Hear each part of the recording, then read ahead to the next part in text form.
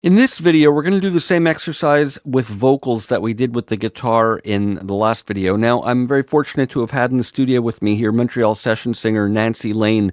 And before we get started, just a bit about my setup. I'm going through the same Octopre, Focusrite Octopre LE preamp, and the same RNC, the really nice compressor by FMR.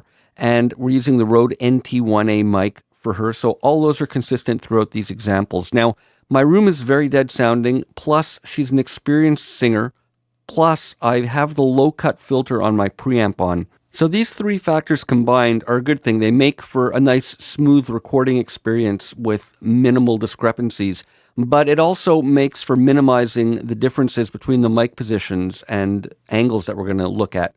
But let's get started with a typical setup where we have the singer standing about a foot in front of the mic. We have a windscreen in front, facing straight on, and let's look and hear what this sounds like. And this is sort of a textbook way to capture a good, solid sound.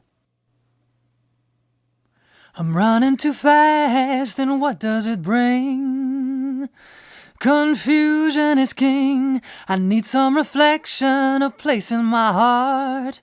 I feel it getting closer. So that sounds great. We're listening completely dry with no reverb and obviously no EQ applied. Let's try that exact same thing now with her standing a bit closer to the mic. I'm running too fast, and what does it bring? Confusion is king. I need some reflection, a place in my heart. I feel it getting closer.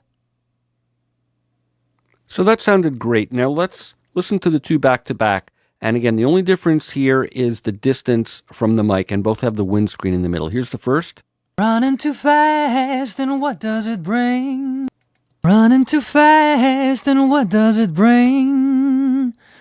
Confusion is king. Confusion is king. It's a little bit louder, of course, but in addition, it's a bit more full body. There's a bit more of the lower mids captured. The low cut on my preamp cuts below about 60 or so it's not really affecting any of the fundamental pitch of her voice, but we do hear a kind of fuller, lower mid-range when it's closer. One more time, here's the closer version. Running too fast, and what does it bring? Running too fast, and what does it bring? So that's one interesting discrepancy. Now let's try another example. This time we're not going to use the pop filter. Now, normally we'd hear a lot of plosives and sibilants, but as I say, she's a controlled singer, and we're going to record it first standing a bit farther back, and then again a bit closer. So let's first record her standing about a foot away from the mic with no pop filter. I'm running too fast, and what does it bring? Confusion is king. I need some reflection, a place in my heart. I feel it getting closer. And now the same thing with her a bit closer. I'm running too fast, and what does it bring? Confusion is king. I need some reflection, a place in my heart. I feel it getting closer. Okay, those sounded great as well, but we can definitely hear some of the wind hitting the screen, and it's a lot more prevalent in the closer version. So again, let's listen to the two back to back. First from about a foot farther away, and then from a bit closer. I'm running too fast, and what does it bring? Confusion is king. I need some reflection, a place in my heart. I feel it getting closer. So we really hear it in place in my heart. Need some reflection, a place in my heart. And now this one. I'm running too fast, and what does it bring? We hear it on fast and bring. Confusion is king. So you can really hear the air hitting the diaphragm. I need some reflection, a place in my heart. I feel it getting closer. So the pop filter, as you can see and hear, dramatically affects not only the EQ, but the air that's hitting the diaphragm of the microphone and creating a real low, kind of low-mid rumble. Now let's continue with some more mic positions, and now what I'm going to do is raise the mic up above her and have it pointing down towards the bridge of her nose so she's singing straight ahead, but she's off access to the mic. So it's sort of capturing it as an angle. Now that minimizes any wind hitting the diaphragm, but it also changes the timbre a little bit of how it's captured. Let's listen. I'm running too fast, and what does it bring? Confusion is king. I need some reflection, a place in my heart. I feel it getting closer. And now the same thing with her, a bit closer. I'm running too fast, and what does it bring? Confusion is king. I need some reflection, a place in my heart. I feel it getting closer. And now let's compare these two.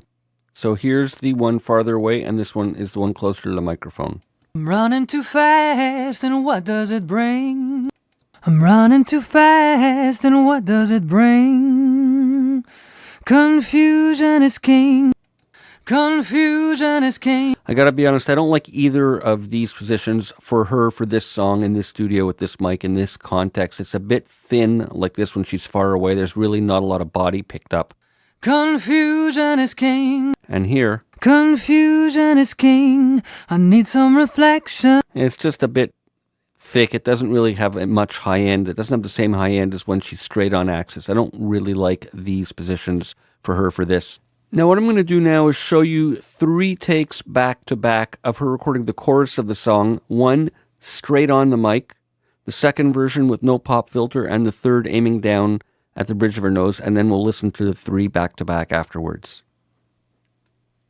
Oh yeah, something's coming over me. Let it bring your light my way. Oh yeah, I can see it clearly now. Come on, bring your love my way. Oh yeah, something's coming over me. Let it bring your light my way. Oh yeah, I can see it clearly now. Come on, bring your love my way.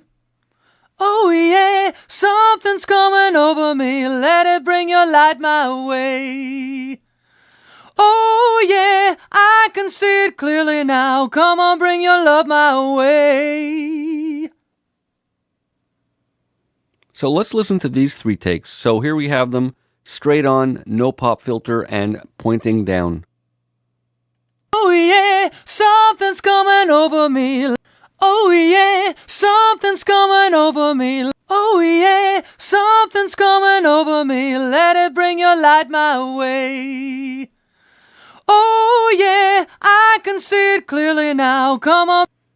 Oh yeah, I can see it clearly now. Oh yeah, I can see it clearly. Not a whole lot of difference between the 3, and again, it's because she's an experienced singer in a very controlled environment with a low-cut filter and a compressor, and it all evens it out nicely, which is what you want in a studio environment. But I think I still consistently don't like this one in this context with the mic pointing down where she's off access. Oh yeah, something's coming over me. Let it bring your...